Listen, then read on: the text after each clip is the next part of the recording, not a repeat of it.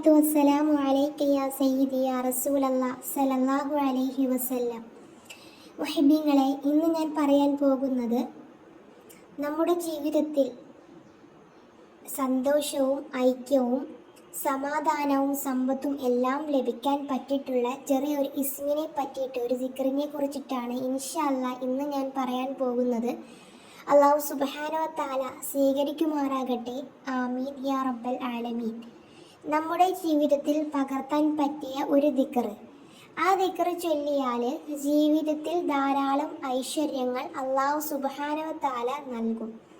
നമ്മുടെ ജീവിതത്തിൽ വിശാലത ലഭിക്കും, ഐക്യമുണ്ടാകാനും സന്തോഷകരമായിട്ടുള്ള ജീവിതം ലഭിക്കുകയും ചെയ്യും. ഒരുപാട് ഒന്നും ചെയ്യണ്ട, 10 പ്രാവശ്യം ദിക്റ് ചൊല്ലിയാൽ മാത്രം മതി. ദിവസം ചൊല്ലണം. അങ്ങനെ നമ്മൾ ആ ദിക്റ് ചൊല്ലുകയാണെങ്കിൽ തീർച്ചയായിട്ടും ഈ പറഞ്ഞ രൂപത്തിലുള്ള എല്ലാവിധ ഐശ്വര്യവും അല്ലാഹു സുബ്ഹാനഹു വ തആല നമുക്ക് ഇങ്ങനെ തന്നുകൊണ്ടേയിരിക്കും.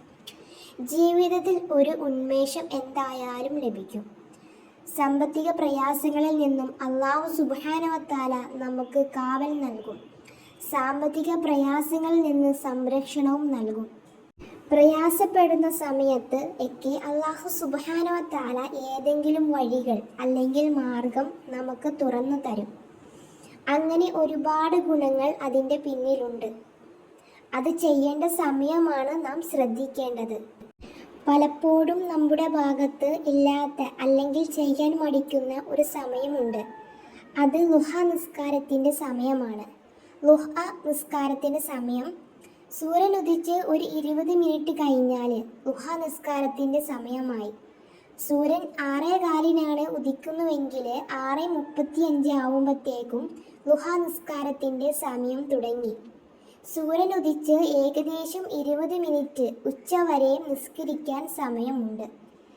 ഇതിൻ്റെ ഇടയിൽ കുളിക്കാൻ പോകും, മറ്റു കാര്യങ്ങൾക്കൊക്കെ ചെലവഴിക്കുമ്പോൾ നമ്മൾ അതിൽ നിന്നും കുറഞ്ഞൊരു സമയം മാറ്റി വെച്ചിട്ട് 2 റക്അത്ത് ളുഹ നിസ്കരിക്കാൻ സമയം കണ്ടെത്തിയാൽ ആ സമയത്തിന് നമ്മുടെ ജീവിതത്തിൽ ലക്ഷ്യങ്ങൾ നേടാനായിട്ട് പറ്റും.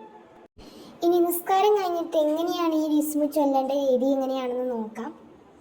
ളുഹ നിസ്കരിച്ച് അതേ ഇരിപ്പിൽ ഇരുന്ന് സലാം വീട്ടിക്കഴിഞ്ഞ് അതേ ഇരിപ്പിൽ ഇരുന്നു കൊണ്ടിട്ട് 2 കൈകൾ മേൽപോട്ട് ഉയർത്തിയിട്ട് അള്ളാഹുവിൻ്റെ അസ്മാഉൽ ഹുസ്നയിൽപ്പെട്ട ഈ ഇസ്മ അഥവാ യാ ബാസിത്തു യാ അല്ലാ എന്ന ഇസ്മ ഇങ്ങനെ 10 പ്രാവശ്യം ചൊല്ലുക.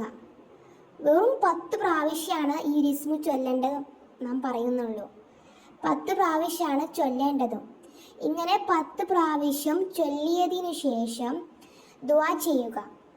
എൻ്റെ പ്രയാസങ്ങൾ അല്ലെങ്കിൽ എൻ്റെ വിഷമങ്ങൾ നീ മാറ്റി എനിക്ക് സന്തോഷം നൽകണമേ അല്ലാ, ജീവിതത്തിൽ ഐക്യം നൽകണമേ റബ്ബേ, ജീവിതത്തിൽ ഐശ്വര്യം നൽകണമേ റബ്ബേ, ഇങ്ങനെ ഒക്കെ പറഞ്ഞ് ദുആ ചെയ്യുക. ളുഹ നിസ്കാരം കഴിഞ്ഞ് 10 പ്രാവശ്യം യാ ബാസിത്തു യാ അല്ലാ എന്ന ഇസ്മു ചൊല്ലിയതിനു ശേഷം 2 കൈകൾ മേൽപോട്ട് ഉയർത്തിയിട്ട് നമ്മുടെ വിഷമങ്ങളും നമ്മുടെ പ്രയാസങ്ങളെല്ലാം റബ്ബിനോട് പറയുക. അങ്ങനെ ദുആ ചെയ്തതിന് ശേഷം എന്താണ്, നമ്മുടെ 2 കൈകളും നമ്മുടെ മുഖത്തോട്ട് തടവുക.